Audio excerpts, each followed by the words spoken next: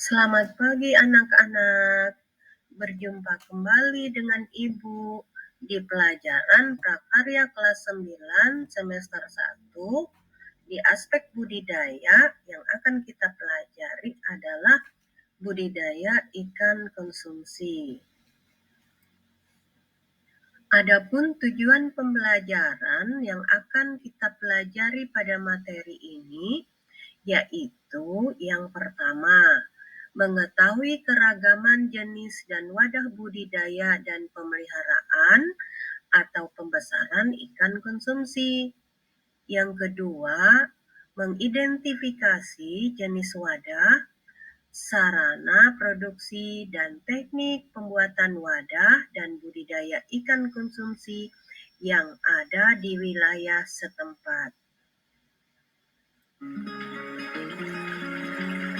Indonesia mempunyai luas perairan sebesar 2/3 dari wilayahnya. Hal tersebut merupakan potensi perikanan yang harus kita syukuri sebagai anugerah Tuhan Yang Maha Esa. Potensi perikanan meliputi perikanan tangkap dan budidaya. Perikanan budidaya dikembangkan pada perairan laut, payau, dan tawar. Pengembangan perikanan budidaya disesuaikan dengan kondisi geografis wilayah setempat. Pada daerah dataran tinggi dan rendah dibudidayakan ikan air tawar. Budidaya ikan air payau dikembangkan pada daerah pantai, muara sungai, atau rawa payau. Budidaya ikan laut dikembangkan pada daerah laut yang terlindungi ombak dan gelombang seperti Teluk, Selat, dan perairan dangkal. Ikan konsumsi adalah ikan yang dibudidayakan untuk tujuan konsumsi atau sumber pangan. Contoh ikan konsumsi yang dibudidayakan antara lain lele, gurami, bawal, nila, belut, kerapu, dan bandeng. Baiklah anak-anak, sekarang kita akan belajar materi komoditas ikan konsumsi. Nah, apa saja komoditas ikan konsumsi itu? Yang pertama, ikan air tawar. Nah, budidaya pembesaran ikan air tawar ini biasanya didominasi oleh ikan mas, lele, patin, nila, dan gurami. Sekarang kita akan membahas komoditas ikan air tawar. Yang pertama yaitu ikan mas. Ikan mas dengan bahasa Latin Cyprinus carpio L merupakan jenis ikan konsumsi yang sangat dikenal hampir di seluruh Indonesia.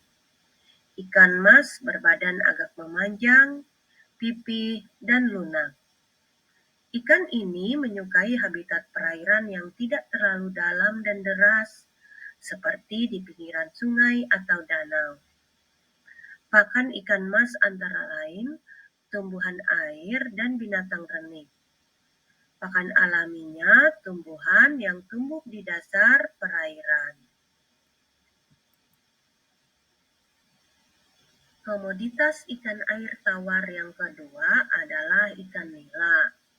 Nila dengan nama Latin Oreochromis nilotica merupakan salah satu jenis ikan air tawar yang paling banyak dibudidayakan di Indonesia. Ikan ini memiliki berbagai keunggulan dengan varietas unggul yang dihasilkan antara lain nila merah, nila gift, nila gesit, dan nila nirwana. Bentuk badan ikan nila pipih ke samping, warna tubuh umumnya putih kehitaman dan merah sehingga dikenal sebagai nila hitam dan nila merah. Komoditas ikan air tawar yang ketiga adalah ikan lele. Lele nama latinnya Clarias sp. Mempunyai bentuk tubuh memanjang, berkulit licin dengan kepala pipih, mulutnya berada di ujung terminal dengan 4 pasang sungut, sirip ekor dan perut membundar. Lele dapat hidup di semua perairan air tawar, di sungai yang airnya tidak terlalu deras seperti danau, waduk, rawa, serta genangan kecil. Lele mempunyai alat pernapasan tambahan yang disebut labirin, terletak di bagian depan rongga insang. Alat ini memungkinkan untuk mengambil oksigen langsung dari udara, sehingga lele dapat tahan hidup di perairan yang airnya mengandung sedikit oksigen. Pakan ikan lele berupa pakan alami dan buatan. Pakan alami seperti cacing, kutu-kutu air, jentik-jentik atau larva, dan siput kecil. Lele termasuk jenis karnivora atau pemakan daging. Pakan buatan yang baik adalah yang banyak mengandung protein hewani. Komoditas ikan air tawar yang keempat adalah ikan patin. Patin dengan nama latin Pangasius sp.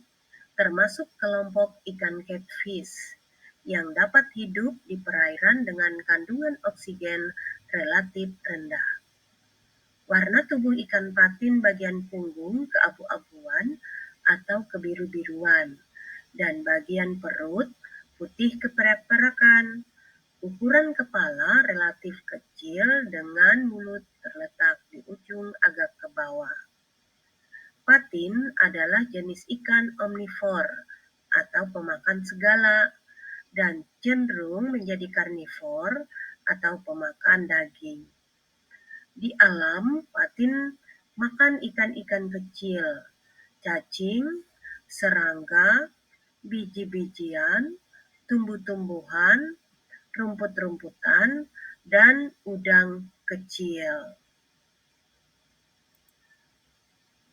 Komoditas ikan air tawar yang kelima adalah ikan gurami. Gurami dengan nama latin Ospiorenemus gurami di kalangan pecinta menu masakan dikenal sebagai ikan mewah dengan harga jual tinggi dan cita rasa yang tinggi.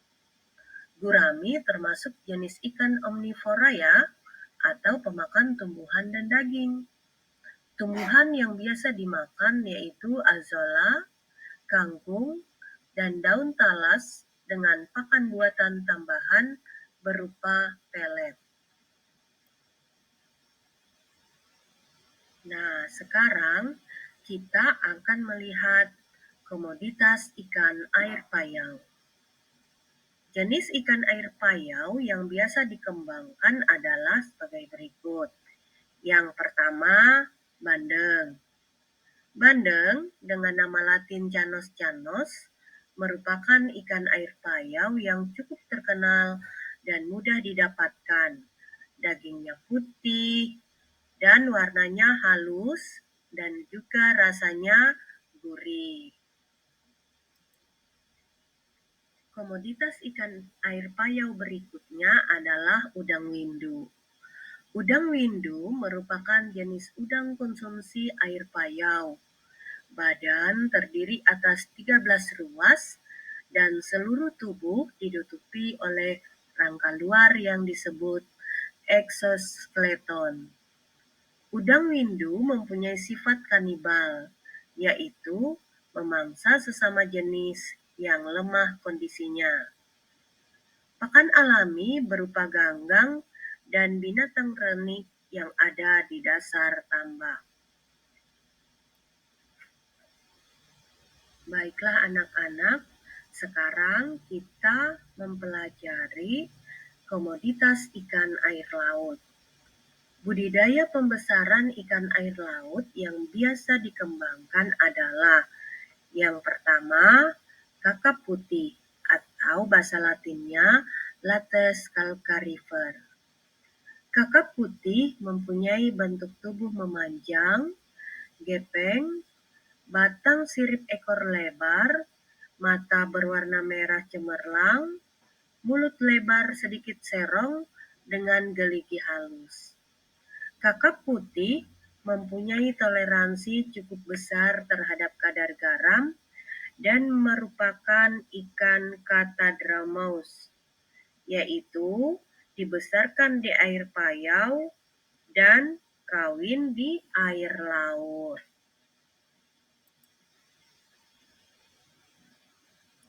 Komoditas ikan air tawar.